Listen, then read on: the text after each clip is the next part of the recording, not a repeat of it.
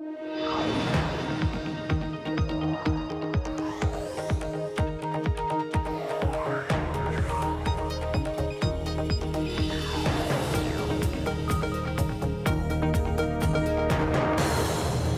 Emily Chang in New York, and this is Bloomberg Technology. Coming up in the next hour, retaliation. Huawei CFO Meng Wanzhou is suing Canada, alleging she was wrongfully detained. Will this set off another diplomatic firestorm?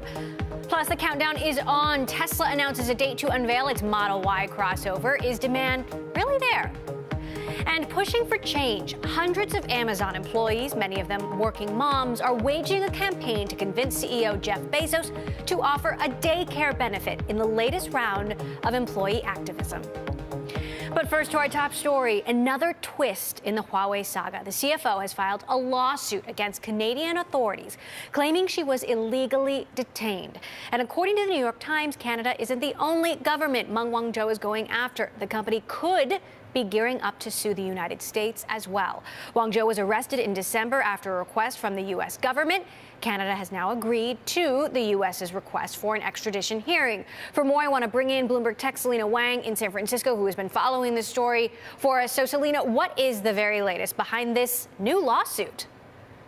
So Meng Wanzhou has sued Canada, saying that they unlawfully detained her and searched her. And this is a pretty interesting case because they're saying that when she was in Vancouver, they should have actually immediately arrested her, so she would have been granted her legal privileges. Instead, she's alleging that the Canada actually used the guise of a custom border patrol searching and used that as a way to detain her and unlawfully search her. And so that is the latest. Now, again, the big news here is that the Chinese government is saying that the two Canadian men who were arrested after Meng Wanzhou was arrested in December are now being accused of spying and stealing state secrets. And one of them was said that he had doing this while working with the International Crisis Group, and that the other man, who was an entrepreneur who ran towards North Korea, was actually this other man's primary contact and had supplied him with intelligence. So this behavior and the act of the Chinese government is really seen from the perspective of analysts as being upping the ante and really being a retaliatory tactic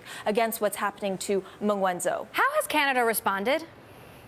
Now, Justin Trudeau has said that he's very disappointed by this and that Canada is going to follow the regular legal proceedings, saying that it's unfortunate China continues to move forward on these arbitrary detentions. Will continue to stand up for these Canadians. Now, Bloomberg had also earlier reported that the Royal Bank of Canada recently told employees to not travel to China and travel there with caution. Now, this comes after a government notice from January 14th urged Canadians to exercise a high degree of caution in China because of these arbitrary enforcements of laws. And now, in addition to the arrest of these two Canadians in China, there's also a man who's facing a potential death sentence over drug trafficking in China.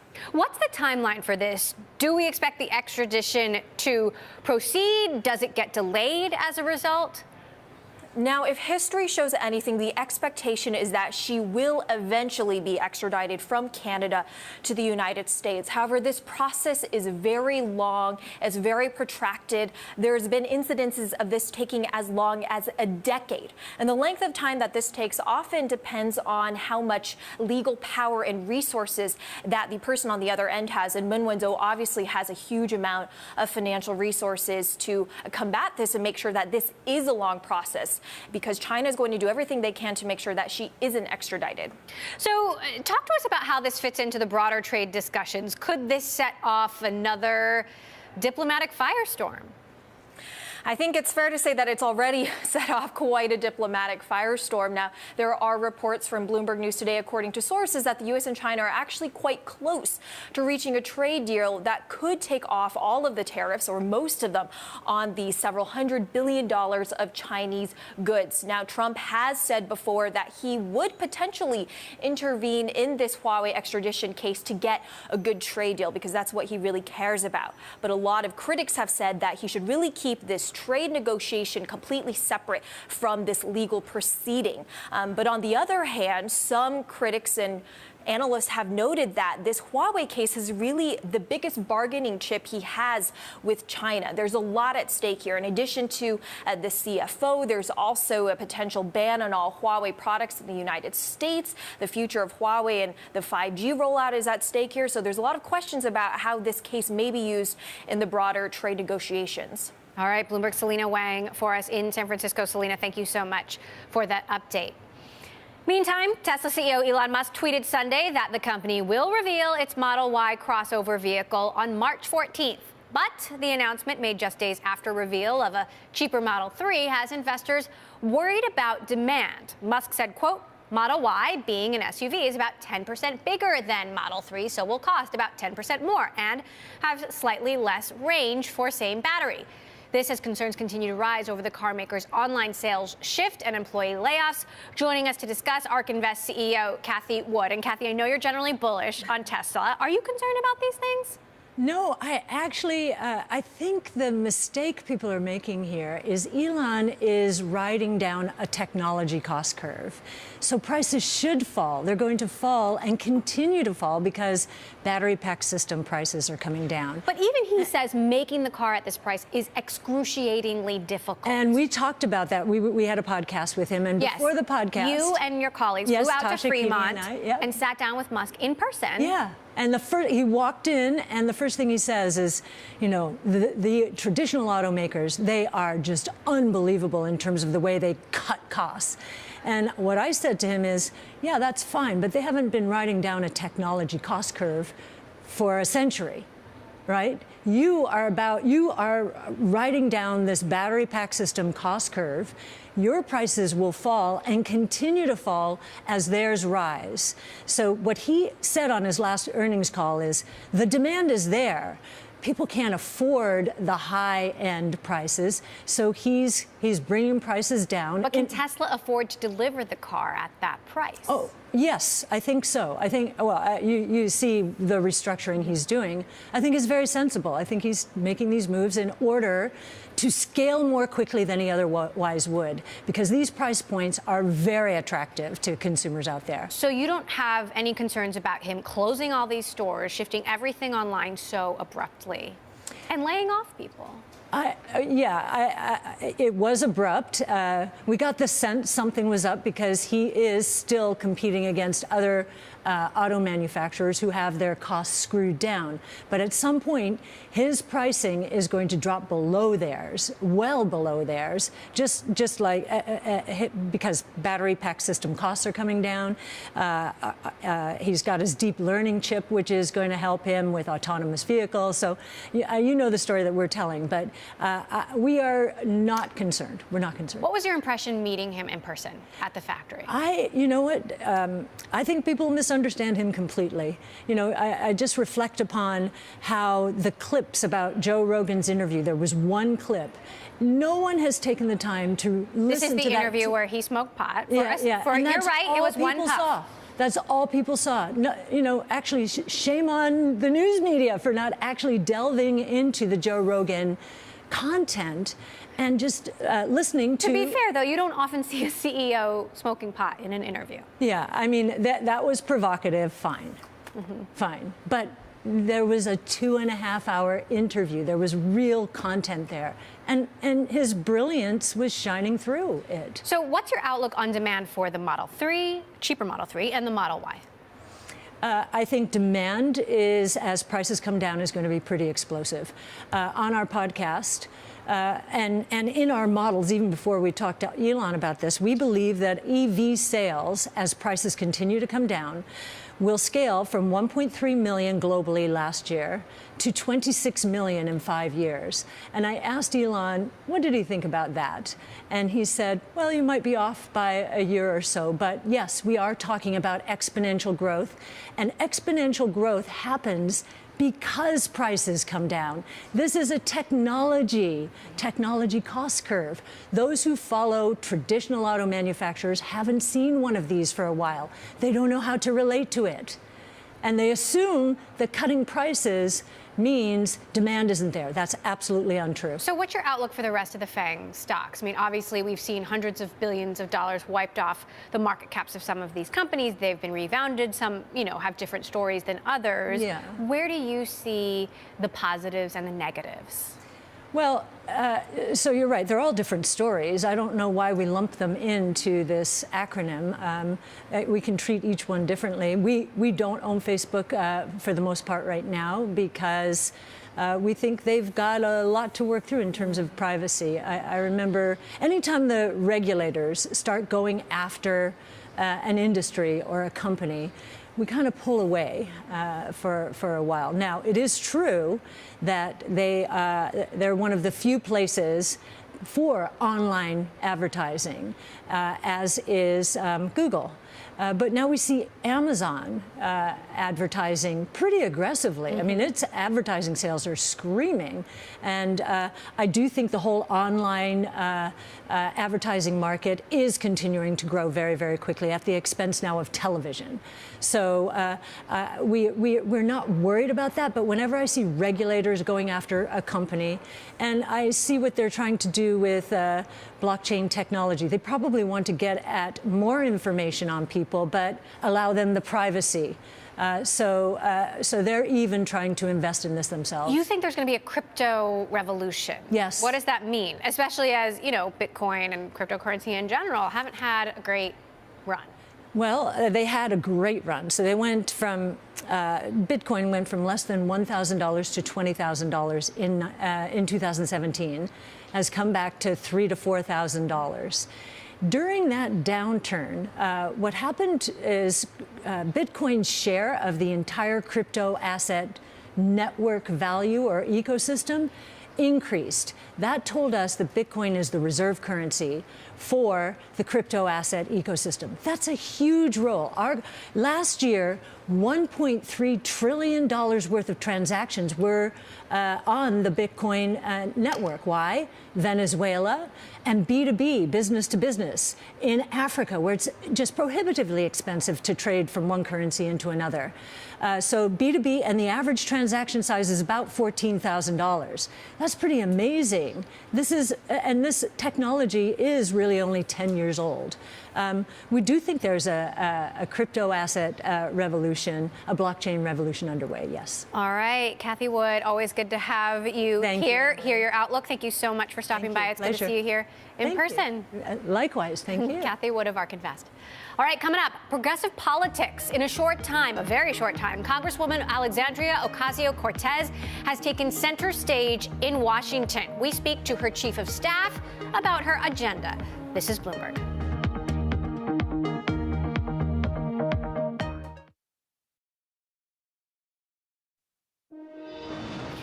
The Green New Deal is a sweeping proposal that outlines strategies and solutions to combat climate change, reduce income inequality, provide health care to all Americans, and much more. There are two resolutions for the legislation sponsored by Senator Ed Markey of Massachusetts and newly elected Congresswoman Alexandria Ocasio-Cortez of New York. The representative has captured the attention of the nation since she defeated a 10-term incumbent by double digits, becoming the youngest woman ever to serve in Congress.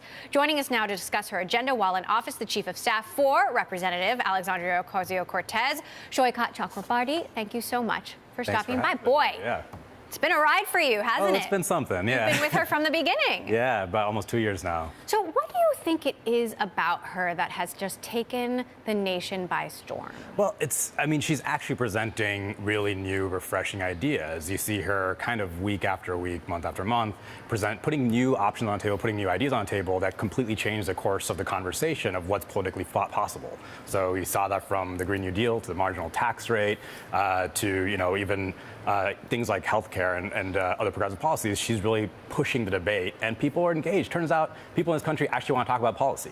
Everybody talks about her social media strategy. She's taken off on Twitter, but a lot of lawmakers use Twitter. Yeah. What makes her so special? Well, I would say, again, it's the content is the thing that people really engage with. But she's also unafraid. And she's also unafraid. And that's part of it, because when you're pushing big, bold, brave ideas like she is, you've got to go at it with a bit of bravery and a bit of boldness and just actually defending it. You've got to actually defend on its merits. You got to argue it. And she uses Twitter as a platform for communication, and it's two-way communication, not just one-way communication. So let's talk about the merits of the Green New Deal. Sure. There are a lot of folks who say it is just too expensive. How do you respond to that? So I find that kind of a funny argument, because it's really talking about a gigantic investment program. So we always talk about the Green New Deal as a mass-scale economic mobilization on the scale of World War II. So, you know, there's all these sort of plans about decarbonizing the economy, and not even talking about the cost of inaction. If you look at the cost of action in this case, the cost of investment, there's examples from our history. So, you know, the interstate highway system, for every dollar we spent on interstate highway system, we made $6, right? During World War II, that economic mobilization created the greatest middle class that the U.S. has ever seen. And there's Project Drawdown is another example. They have one version of how you could get to a fully decarbonized economy that they say is going to make about $43 trillion. So, you know, so you have a big upfront capital investment, but you make money. You know, companies like Amazon actually understand that. So let's talk about Amazon, because she was vocal about HQ2 not coming to New York City, and some folks would say this would have created a lot of jobs for a lot of people in Queens, and now that's not happening. Sure. Isn't that a loss? So what she was vocal about was the process by which it happened. You know, the deal was sort of sprung on the community without any input, and there's a real cost. Whenever tech companies come in without community input, rents go up, people get evicted. There's an actual human cost that is associated with Amazon coming in. But isn't there a cost now that those jobs won't be coming? Well, so Amazon is the company that chose to step away from the negotiating table. Once the community came to the table and started demanding, making their demands heard, Amazon said, no, we're not going to have it. They stepped away. If we can do it through a community process, if there's a way for the community to actually engage to make their demands heard, you know, I think that would have been a better way to have done that. Would you welcome Amazon back if they had a change of heart? I mean, Governor Cuomo is trying to backpedal. Well, we'd welcome having a process, yes. We welcome having a community process, but I don't know where the talks are at this stage. So let's talk about her tax proposal. Bill Gates has downplayed what he called extreme proposals. He didn't single hers out specifically, but he did tell The Verge this: I believe U.S. tax rates can be more progressive. Now you finally have some politicians who are so extreme that I'd say, no, that's even beyond. You do start to create tax dodging, disincentives, an incentive to have the income show up in other countries and things. But we can be more progressive without really threatening income generation. What you have left to decide is how to spread it around. Yeah, so there's two pieces to this. One is, if you look back in our history again, right, we've had our top marginal tax rate has been as high as 90%. And in the greatest periods of our growth, historically, it's been much higher than it is right now. It's about 70, 80%. You have economists like Paul Krugman saying that 70% is about right. You know, that's about where the top marginal tax rate should be. So she didn't just pull this number out of thin air. This is sort of what economists have been saying we need to get to fix the rampant inequality that we have in our country right now. The second piece, if you do a big investment program like the Green New Deal, so say you generate a whole lot of wealth, you grow the economy, you grow the pie, if all that new income is being captured by a few people at the top, which is sort of what we saw in the recovery from the recession. We saw about, I think, 110% of new wealth up through 2012 was captured by the top 10%. If you do that again, all you're going to do is have a few people get really wealthy, and the vast majority of people not seeing the economic benefits. So it's really necessary to set up the structures correctly, so that if you do grow the pie, if you do generate wealth, you're spreading it equitably. This proposal would only cover a fraction of the initiatives that she has proposed. How does she plan to cover the rest? So there's all kinds of ways to pay for wealth-generating investments, right? And that's what the Green New Deal is talking about. So, of course, you know, tax revenue could be one way, deficit spending could be one way, but it's sort of the same way that we paid for the massive amount of wealth we generated in World War II during the New Deal, the way we paid for the Republican tax cuts, the way we paid for getting the recovery after the recession. There's examples in other countries, for example, the European Investment Bank, right? They invest using that bank and make money back. And no one ever asks, well, where are you getting the money to pay for it? People understand it's wealth generating. You can pay for things when you make money back. So President Trump has settled on a new line of attack, saying that the left has embraced socialism. total government domination. Yeah, I mean, this is when Republicans have no attack to make, they just start calling everything socialist. They called Medicare socialist. They called Social Security socialist. It's probably a good sign. I mean, both those things worked out well, so maybe they should keep calling everything socialist and we'll work out. But, I think the thing that's particularly frustrating about that is if you look at sort of the system of economics that we're talking about, the way to get something like the Green New Deal accomplished, it's so incredibly American. It's the moonshot. It's what Alexander Hamilton talked about, one of our founding fathers. So it's really more like a return to the American system than it is whatever Trump thinks it is. Does the Congresswoman plan to endorse anyone in the 2020 race? She plans to hear him out for sure. Do you think she'll pick a favorite? I don't know, honestly. We haven't even had the first debate yet. And right now, the thing that I know she's excited about and that we're excited about is we're actually seeing a debate of ideas in the Democratic primary. And I think that's so interesting. You often get into these personality conflicts and kind of a debate of who is what. But right now, all these new ideas are coming out from, Elizabeth Warren's child care policy to Bernie Sanders' free college plan. And we just love that. Does she see room for center-left folks in the Democratic Party? So it depends on what center-left means. If by center-left we're talking about people who are really out of touch with where the people are, because you're talking about policies like Medicare for All, 70% of the people are for Medicare for All, right? And if you look at the Democratic Party, it's close to like 90%. So the center-left there should be strongly for Medicare for All, right? But then if you kind of have this fringe group of conservative Democrats that don't represent where the people are, who aren't presenting new ideas, folks like Howard Schultz, she's not a fan of Howard Schultz because we're not hearing a single new idea from Howard Schultz. If he had an actual solution to problems we face, that would be interesting. If you have a real solution, we're willing to debate on that. But if you don't bring any ideas to the table, then sorry. All right. Well, thank you so much for stopping by. I know you're just as busy, if not more busy than she is. Shoykat Chakrabarti, Chief of Staff for Representative Ocasio-Cortez. Thank you so much. Thanks so much for being here. All right, coming up, more tech earnings out this Monday. We will dig into Salesforce's results and outlook next. This is Bloomberg.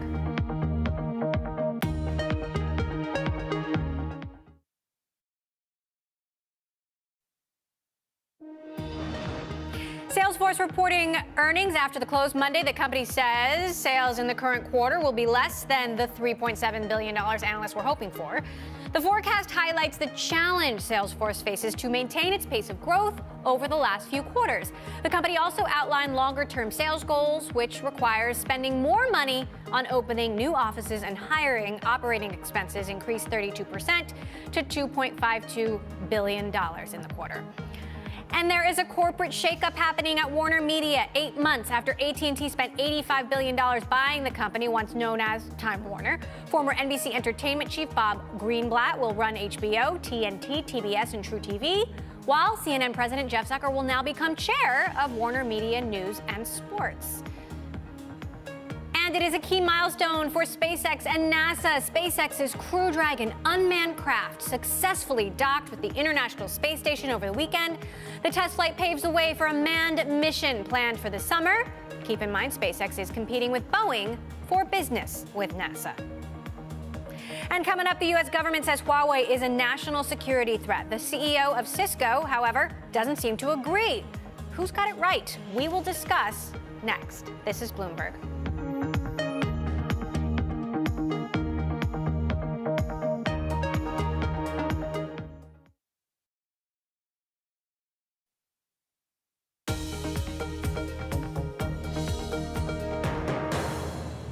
This is Bloomberg Technology Global Link, where we join Bloomberg Daybreak Australia to bring you the latest in global tech news. I'm Emily Chang in New York with Sherry An and Heidi Stroud-Watts in Sydney. Let's take a look at the top global tech stories of the day. Sherry, what are you following? Emily, a new report by cybersecurity firm McAfee is shedding light on North Korean hacking efforts. That includes attacks that occurred as North Korean leader Kim Jong-un met with President Trump in Hanoi last week for denuclearization talks.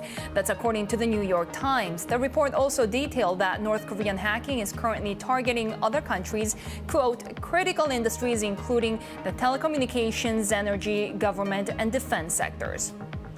Alibaba has tagged Lazada CEO Pierre Poignan to lead its Southeast Asian expansion. E-commerce site Lazada sells 300 million products in 6 countries in the region. Alibaba acquired a controlling stake in the company in 2016.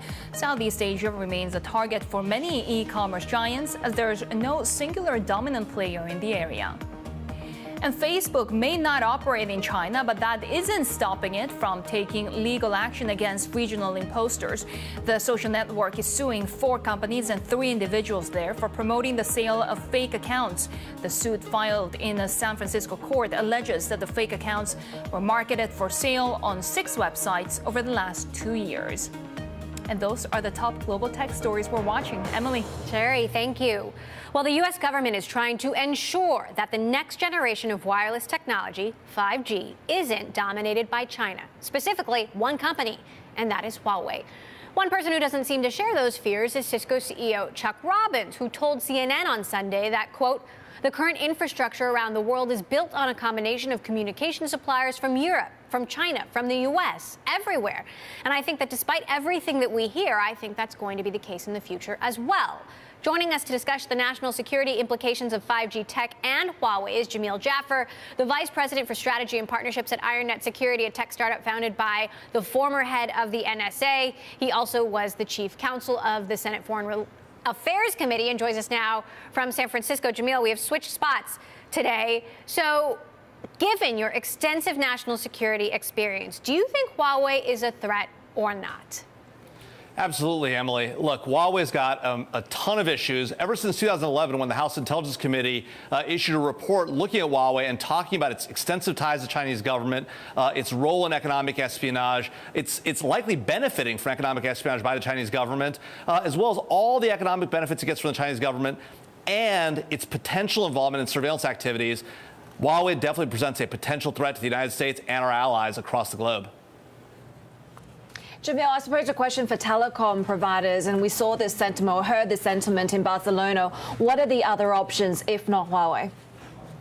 Well, it's a great question. Look, across the globe, there are a number of 5G players who could be very influential. The question just is, who do you want owning your infrastructure? Do you want a company that we know has close ties to the Chinese government, or do you want companies that are European or American, or in the case of Australia, from other areas of the globe also? So it's not just Huawei in particular, but it's the fact that they have these close ties to the Chinese government. If they're willing to be transparent about it and expose their connections and talk about them and say they won't do those things, well, that's a different matter.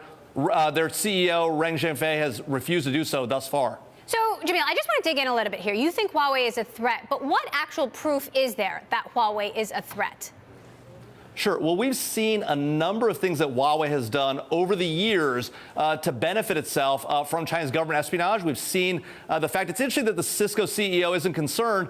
You know, when you look at a Huawei router, at least some of the older generations of Huawei routers, they look a lot like Cisco routers, in part because their IP was taken from Cisco originally. So that's a common concern about Huawei. Another issue is they're in the marketplace. They're undercutting folks from an economic perspective because of the huge benefits they gain from the Chinese government, these low interest loans and the like. And then from a national security perspective, the CEO has been asked directly, look, will you agree to not engage in surveillance on behalf of the Chinese government? He's refused to agree to do that. And look, he's got close ties. He's a former Chinese military officer himself. And so these are the challenges. You've got to be willing to say we won't do those things if you're going to be trusted to build telecommunications infrastructure. So how big is this threat? Do you think China could shut off 5G capabilities or actually listen in?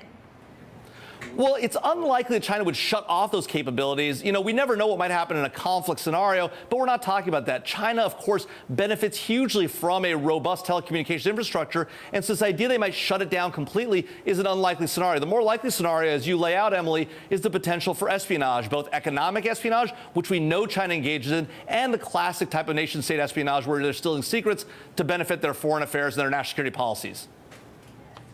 How successful have both sides been in their campaigns? I mean, we've really seen Huawei going on the offensive, I should say, with the civil suit in Canada. We're now hearing a report in the New York Times suggesting that they're preparing to sue the U.S. government to challenge the ban. On the other side, you've got the U.S. rallying its allies to try and get other countries to ban it as well. Have we seen degrees of kind of, I guess, ham-fistedness on both sides? I think you're right. There has been a bit of ham-fisting on both sides. Look, the U.S. has been successful in convincing allies like Australia to largely keep Huawei out of the infrastructure. That being said, we haven't been successful in the United Kingdom. The United Kingdom, British Telecom has bought a tremendous amount of Huawei gear, and the National Cybersecurity Center in England has made clear that their idea is to look at this on a case-by-case basis and analyze each piece of equipment. That can be difficult at scale, but these are some of the challenges that both the United States and other allied nations are working through right now. And you're right, Huawei has really gone on the offensive and been very aggressive both on their pricing and their advocacy.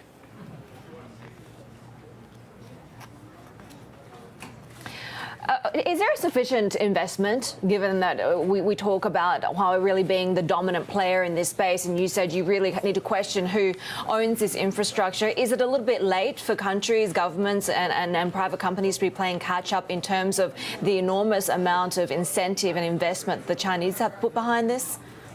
No, you're exactly right. They've put a tremendous amount of money into Huawei, given it very good benefits under Chinese law and with these low interest loans or no interest loans at times also. And so Huawei really is able to come in and build huge amounts of infrastructure and sell its products at dramatically cheaper than the market rate, in part because they have these benefits and they can create these economies of scale based on these economic benefits. So it does make it very hard to compete. And you're right, we are behind the eight ball. The U.S. and its allies are playing a really hard game of catch up in this scenario today. All right, Jamil, thank you so much for joining us. Jamil Jaffer of IronNet joining us there. Well, lots more to come here on Bloomberg Television, so do stay with us. This is Bloomberg.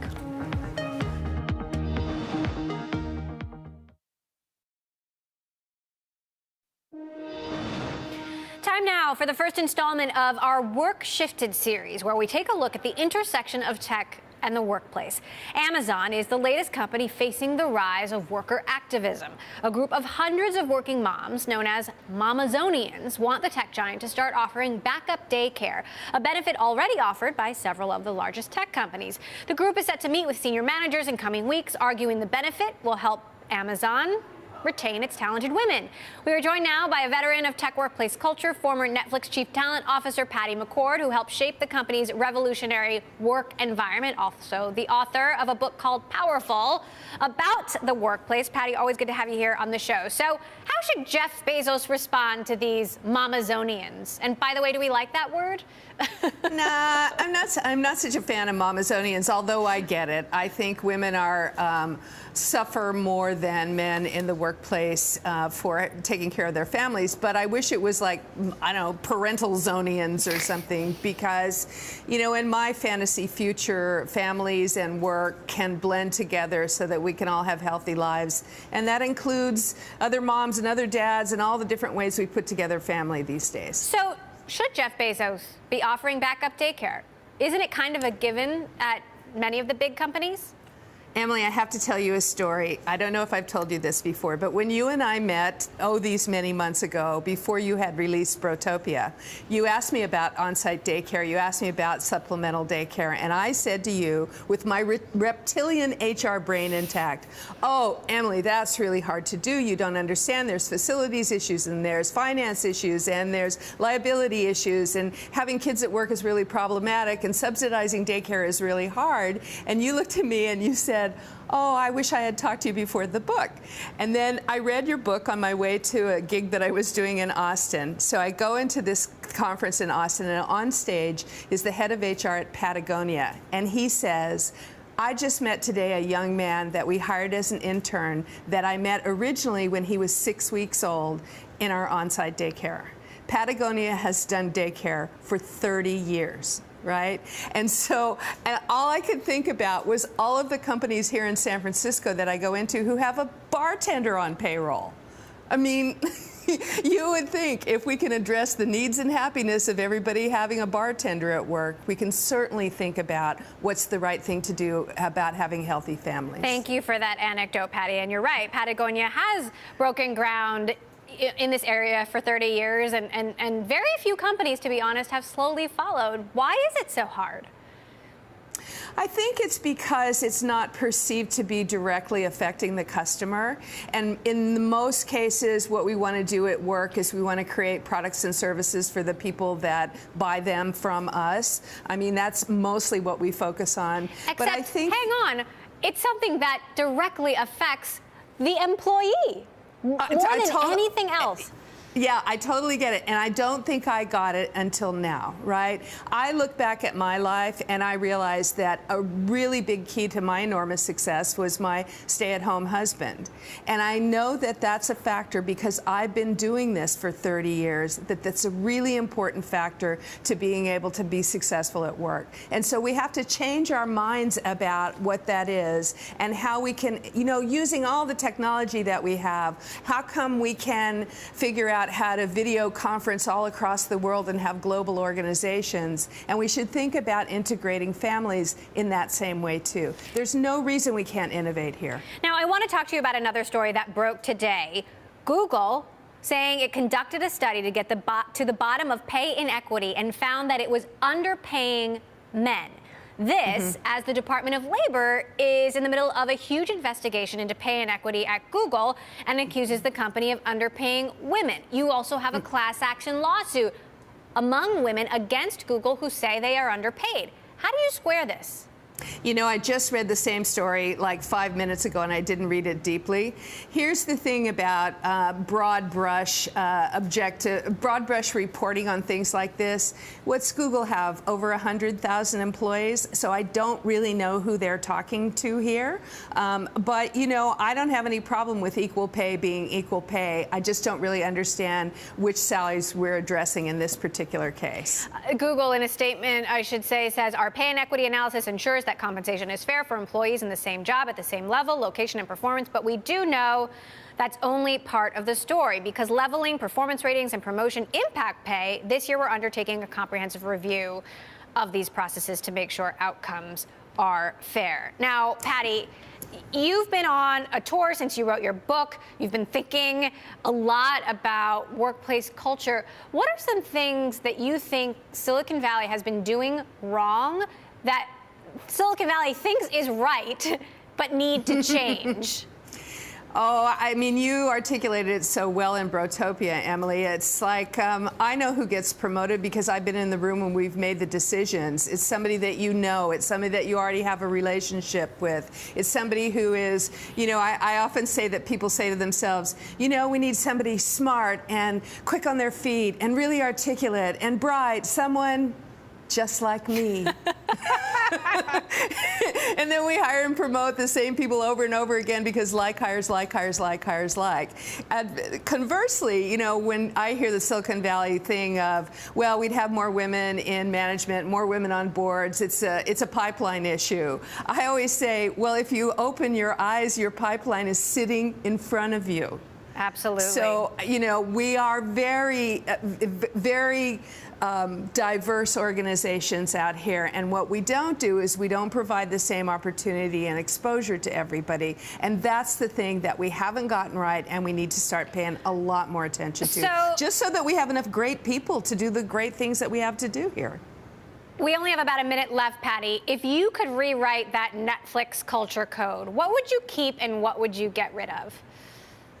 Oh, the culture code, that document was rewritten and amended over a 10-year period, and it's constantly being done now. So what you don't see when you look at it is how many things were discarded and how many new things were added. Reed rewrote it last year, I think, and one of the beautiful things he added to it was the idea of global diversity and cultural diversity and the idea of really making room for everybody to do great work. All right, former Netflix Chief Talent Officer Patty McCord. Always great to have you here on the show. Thank you so much, Patty, for stopping by. Thank you, Emily. And telling us how work is shifting. See you soon. All right, still ahead, Lyft races to the public markets, but who are the real winners in this deal? We'll discuss next. This is Bloomberg.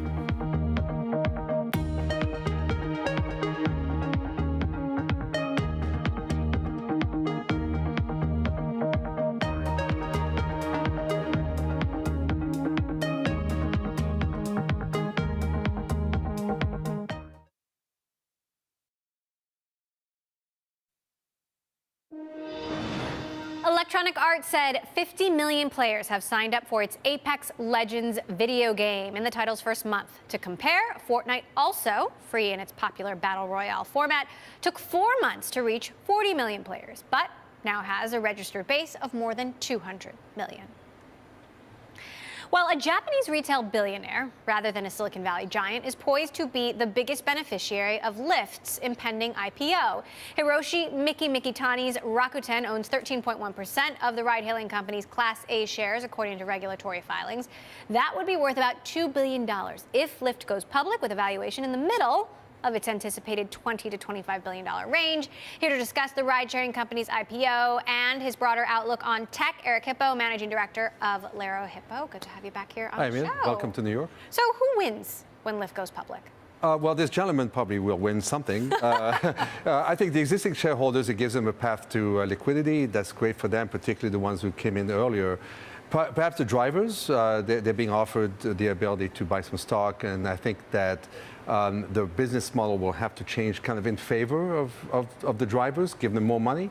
The company has lost $2.3 billion in the past 3 years, lost $900+ million last year.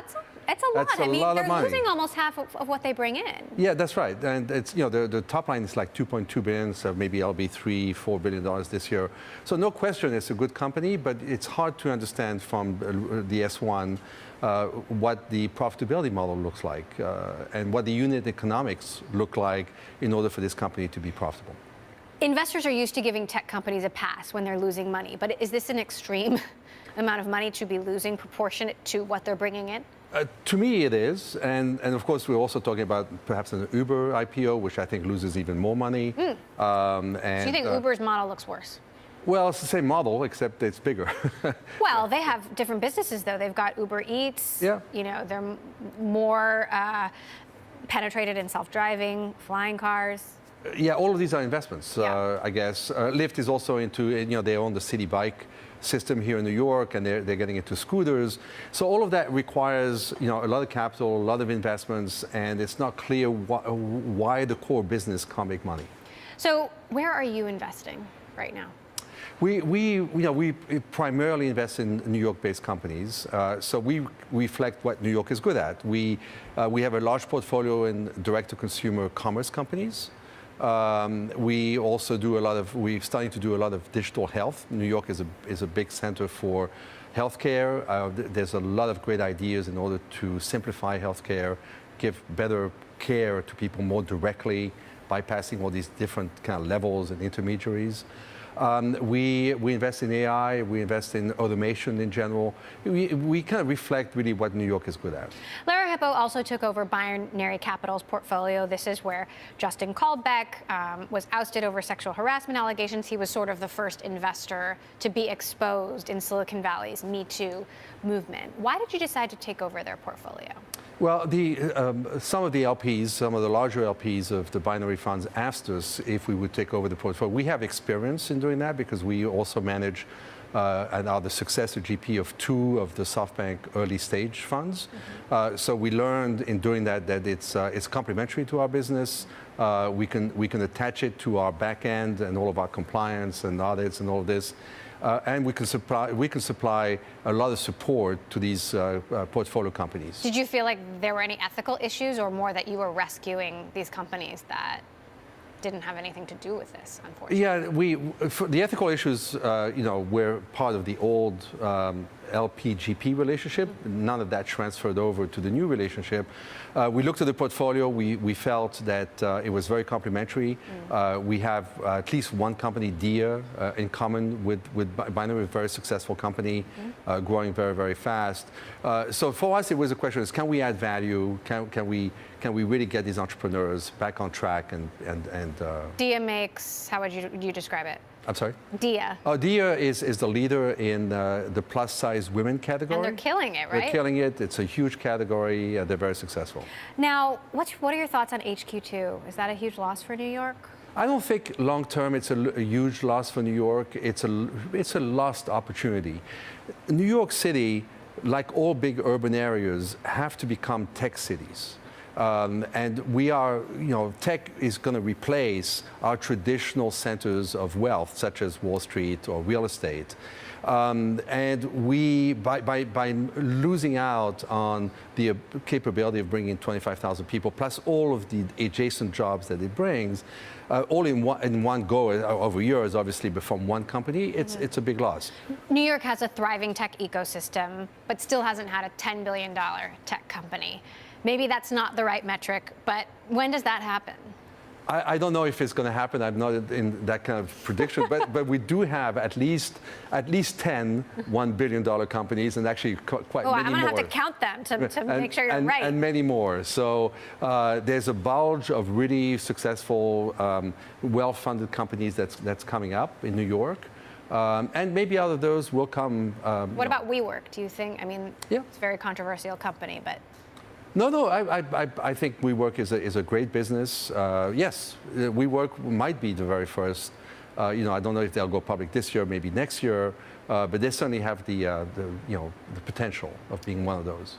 All right, Lara Hippo, managing partner. Always good to see you here in New York. Thank you so much for stopping by. And that does it for this edition of Bloomberg Technology. We're going to continue to broadcast from New York Tuesday. I'll be speaking with the CEO of Boxed, the CEO of TransferWise, one of the biggest fintech firms out of Europe. And we're live streaming on Twitter. You can check us out at Technology, and be sure to follow our global breaking news network, TikTok, on Twitter. This is Bloomberg.